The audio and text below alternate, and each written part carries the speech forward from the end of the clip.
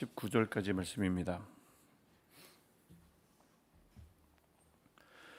고린도전서 15장 35절부터 49절까지 말씀을 오늘도 한 절씩 교독하고 마지막 절 49절을 함께 읽겠습니다.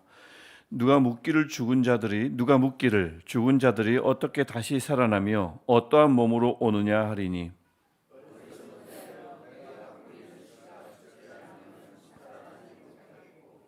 또 내가 뿌리는 것은 장래의 형체를 뿌리는 것이 아니요 다만 밀이나 다른 것의 알맹이뿐이로되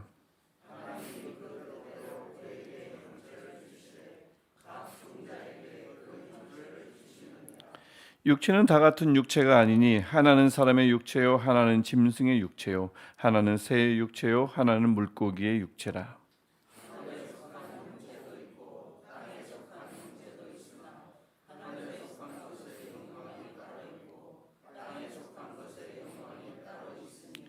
해의 영광이 다르고 달의 영광이 다르며 별의 영광도 다른데 별과 별의 영광이 다르도다.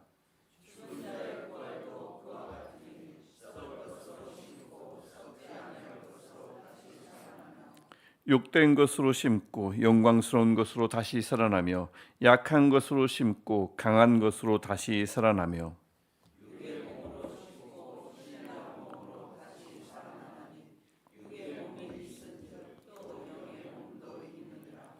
기록된 바 첫사람 아담은 생명이 되었다 함과 같이 마지막 아담은 살려주는 영이 되었나니 저는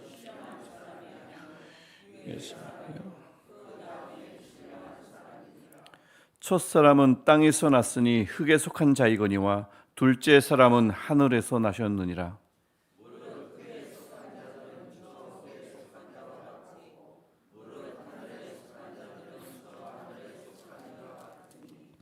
우리가 흙에 속한 자의 형상을 입은 것 같이 또한 하늘에 속한 이의 형상을 입으리라.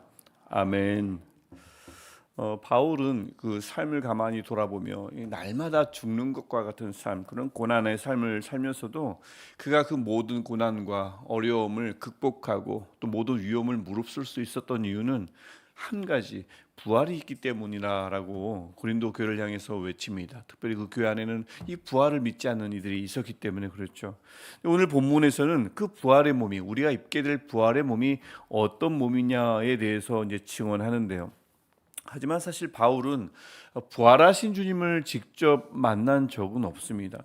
주님이 승천하신 후에 시간이 한참 흘렀죠. 그리고 나서 어느 날 다메섹 동의 도상에서 주님을 만나게 되는데, 하지만 그것은 이제 환상 속에서 잠깐 본 거고요. 11 제자들에게 나타나셔서 함께 식사하시는 그 부활하신 주님을 만난 적은 없습니다. 그러니까 바울은 부활하신 예수님의 몸을 가까이서 자세히 보고 만져본 적이 없는 거죠. 물론 제자들도 만져보진 않았겠지만, 근데 이게 이제 사실 바울의 한계입니다. 부활하신 주님을 이전에도 그렇고 부활하신 주님을 만나보. 그래서 이 환상 속에서 바울은 부활하신 주님을 잠깐 본 거고요. 11 제자들에게 나타나서 함께 식사하셨던 그 부활의 주님을 만난 것은 아닙니다. 그러니까 이 사도 바울이 이것의 한계이기 때문에 사람들은 사도 바울의 사도의 자격을 계속 의심할 수밖에 없었습니다. 생전에 예수님을 만난 것도 아니고 부활하신 주님을 함께 본 것도 아니니까 그렇죠. 그래서 사실 이 오늘 본문은 바울이 주의 몸을 손으로 만져보고 알려주는 생생한 증언은 아닙니다. 성령이 주신 지혜를 가지고 우리가 입을 부활의 몸이 지금의 우리 몸과 어떤 관계인가를 증언하죠.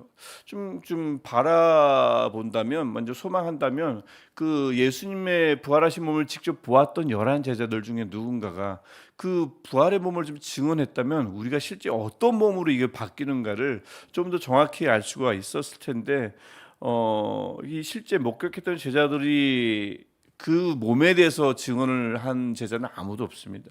어떤 몸이냐보다 그분의 속죄적 죽음과 부활과 그분의 재림을 가장 중요시 여겼기 때문에 이것에 관한 편지를 적긴 하지만 그 부활의 몸을 증언하진 않죠. 그래서 오늘 우리 고린도전서 15장이 부활하신 주님을 만져본 적도 가까이서 본 적도 없는 이 사도 바울의 이 증언이 우리가 알 수 있는 가장 자세한 증언에 불과하고, 그다음에 특별히 이 사도 바울은 또 그 몸을 생생하게 증언하는 것이 아니라 어떤 관계인가, 지금 우리의 몸과 부활할 때 입게 될 몸이 어떤 관계인지를 우리에게 집중해서 알려주는 것입니다.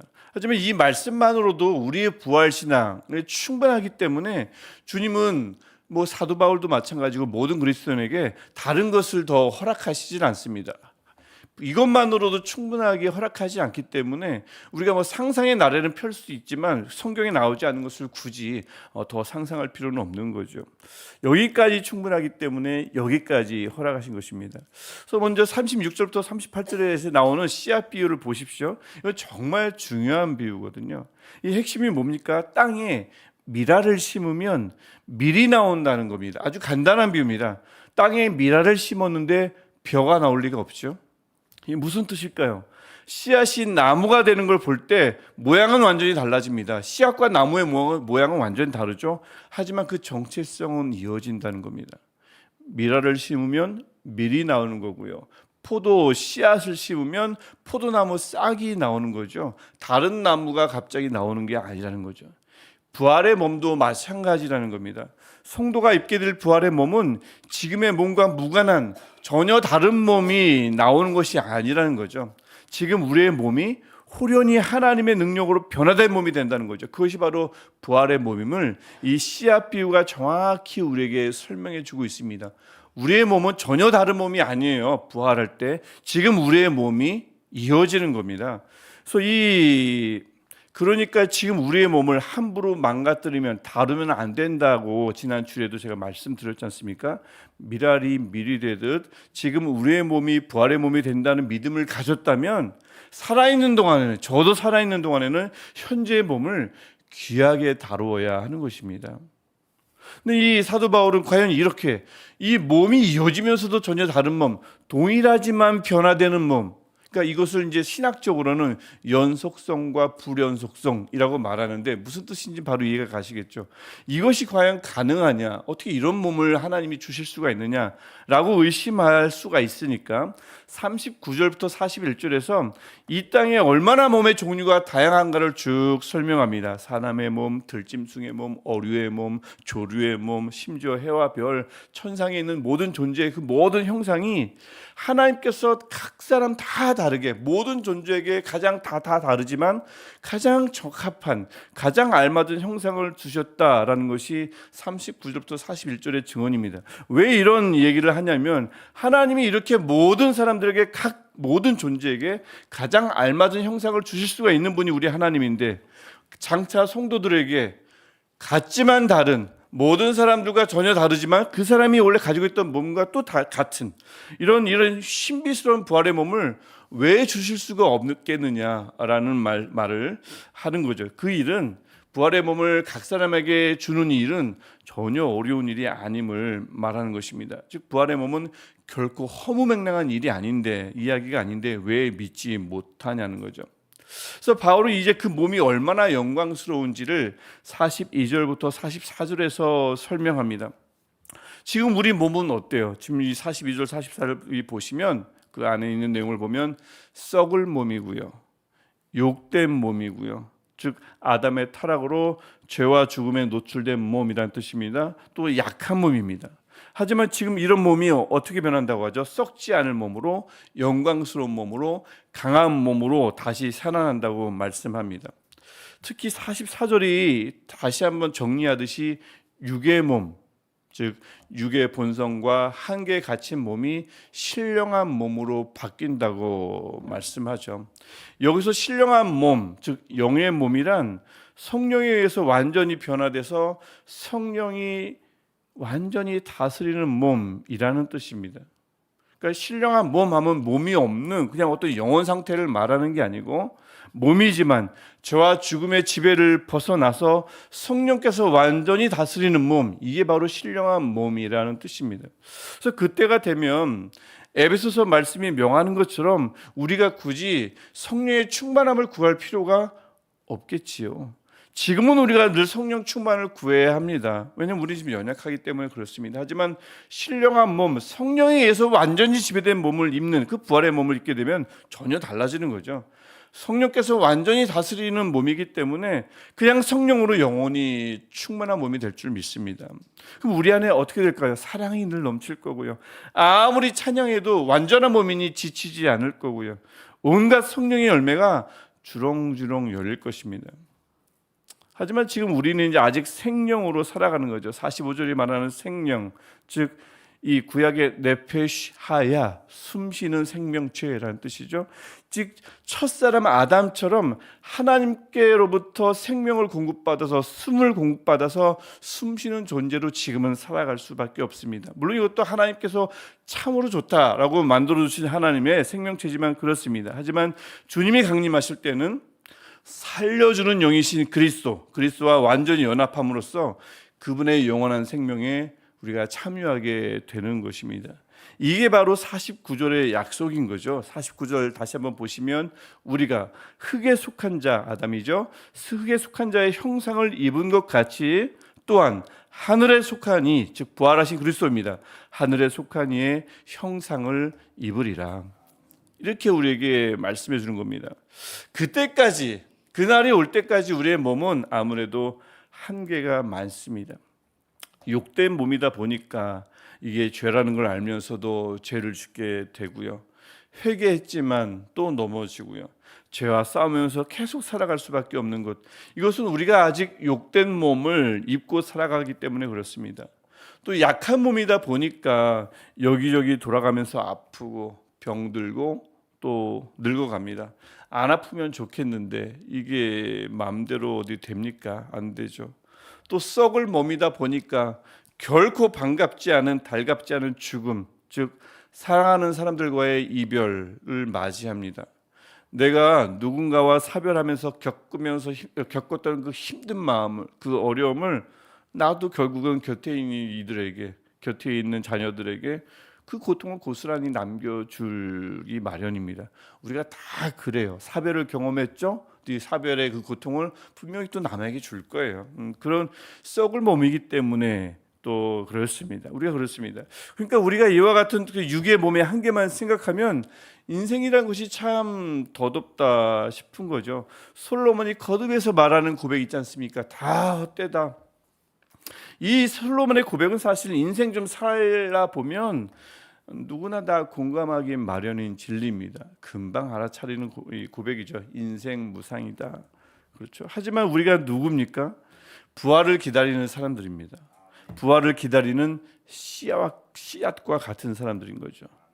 씨앗과 같은 내가 대체 어떤 나무와 같은 완전한 몸으로 변화되는지는 알 수가 없어요. 씨앗을 보고는 경험이 없어요. 우리가 이제 다 키워봤으니까 알지만 씨앗만 보면 그 나무의 형태를 알 수가 없지 않습니까? 그만큼 씨와 같은 현재의 우리 몸이 도대체 구체적으로 어떤 몸으로 다시 태어날는지는, 다시 생겨날는지는, 자라날는지는 알 수가 없지만 분명한 것은 밀이 되듯 하나님이 주신 이 몸이 하나님의 능력으로 우리의 상상을 초월하는 신령한 몸으로 분명히 변화될 것이라는 사실입니다. 이것만큼은 분명합니다. 또한 씨앗처럼 별것 아닌 것 같고 작고 약해 보이며 이래가지고 내가 변하겠나 싶을 때가 많지만 생명이 없는 것처럼 보이는 씨앗도 때가 되면 싹을 틔우듯이 죽게 속한 자는 반드시 신령한 몸으로 변화될 줄 믿습니다. 씨앗이 스스로의 힘으로 나무가 되지 않은 거지 않습니까? 우리의 변화도 하나님이 하실 줄 믿습니다. 그래서 우리가 이 부활의 소망을 붙들고 살아가기만 한다면 씨앗과 같은 몸이라도 또 씨앗과 같은 형편이라도 우리의 인생은 결코 허무하거나 헛되지 않을 줄 믿습니다. 불가능해 보인 것 같지만 가능합니다. 하나님이 그렇게 하시기 때문에 그렇습니다. 그래서 오늘 본문을 가만히 보면 우리를 향하여 우리는 부활을 기다리는 씨앗과 같다라고 말씀합니다. 씨앗이 반드시 싹을 틔우듯 죽게 속한 자는 반드시 영광스러운 몸으로 다시 살아날 것입니다. 그래서 바라기는 우리 창세전에 우리를 택하셨고 또 지금까지 우리를 인도하셨고 또 우리의 부활의 날을 주님께서 친히 예비하시는데 우리 그 주님을 오늘도 남은 여생도 마른 땅의 비를 기다리듯 사모하며 살아가는 우리 모두가 되기를, 저와 여러분 되시기를 주님의 이름으로 축복합니다. 기도하시겠습니다. 하나님, 이 땅에서 사는 동안 썩을 몸, 약한 몸, 욕된 몸을 입고 살아가는 우리에게 부활의 소망을 주셔서 감사합니다. 이 소망 꼭 붙들게 하셔서 어떤 상황 가운데서도 낙심하지 않게 하시고 미랄이 밀이 되듯 우리 육의 몸이 신령한 몸으로 변화될 것을 굳게 믿고 살아가게 하여 주옵소서. 주님, 우리가 그날을 늘 바라볼 때마다 매일이 신령한 몸을 입으러가는 그 과정임을 기억하게 하셔서 한 걸음 한 걸음임을 기억하게 하셔서 세상은 인생이 허무하다, 무상하다 하지만 그 말에 속지 않게 하시고 인생은 단 한 번뿐이라며 죽음만 준비하는 세상 사람들의 삶의 방식을 넘어서게 하셔서 부활을 준비하는 우리 모두가 되게 하여 주옵소서. 오늘도 우리를 붙들어 주시고 우리를 자라게 하시는 주님을 꼭 붙들게 하시며 사모하되 마른 땅같이 사모하게 하셔서 그 주님을 섬기며 살아가는 하루하루가 견디는 삶이 아니라 기쁨과 즐거움이 또 소망이 가득한 삶 살게 하여 주옵소서. 부활의 첫 열매 되시는 우리 주 예수 그리스도의 이름으로 간절히 기도합니다. 아멘. 하늘에 계신 우리 아버지, 아버지의 이름을 거룩하게 하시며 아버지의 나라가 오게 하시며 아버지의 뜻이 하늘에서와 같이 땅에서도 이루어지게 하소서. 오늘 우리에게 일용할 양식을 주시고 우리가 우리에게 잘못한 사람을 용서하여 준 것 같이 우리 죄를 용서하여 주시고 우리를 시험에 빠지지 않게 하시고 악에서 구하소서. 나라와 권능과 영광이 영원히 아버지의 것입니다. 아멘.